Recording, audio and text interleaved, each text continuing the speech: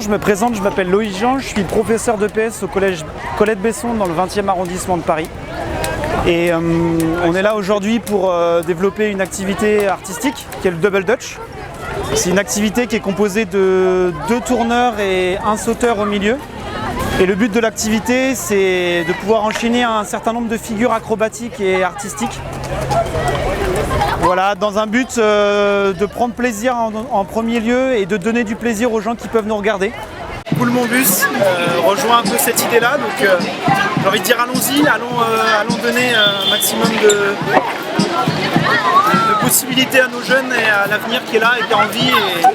Et c'est en partie à travers de ce genre d'initiative où on est plus dans l'humain et moins dans l'économie et sans doute plus dans le rapport avec les gens. Et que stresser nos gamins sur des questions sur l'économie, le résultat, la culture du résultat, je pense qu'on est en train de s'écarter petit à petit malheureusement de tout ça, là, cette fraternité et cette simplicité.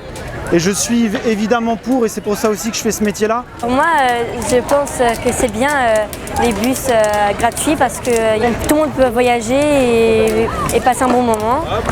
J'ai bien aimé aussi le fait qu'on peut regarder les œuvres d'art dedans parce que c'est très impressionnant et on peut passer le temps, on peut passer le trajet très vite et tout en se cultivant. Je trouve ça génial l'idée du bus gratuit parce qu'en ce moment dans les bus qu'on a ici à Paris, c'est un peu fatigant et l'idée qu'un artiste vienne danser, chanter, tout ça, je trouve ça génial. On peut aussi peut-être danser avec nos copains et copines, voilà. Je pense que c'est intéressant tout simplement pour leur ouverture et leur éducation, pour leur ouverture d'esprit surtout et leur tolérance. Je pense que c'est important. Voilà.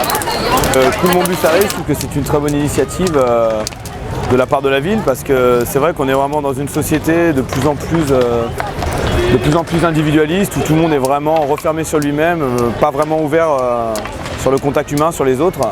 Et c'est vrai que cette initiative crée une sorte d'ambiance dans un bus où, avec des œuvres d'art, des monuments, des activités artistiques telles que le Double Dutch, ça peut être une solution pour ouvrir les esprits des gens, qu'ils se connectent les uns aux autres.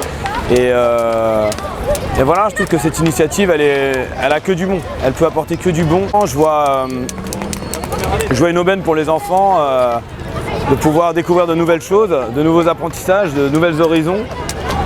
Permettre à ces enfants de s'ouvrir culturellement à de nouvelles activités, comme là on peut le voir nous en Double Dutch avec cette activité artistique.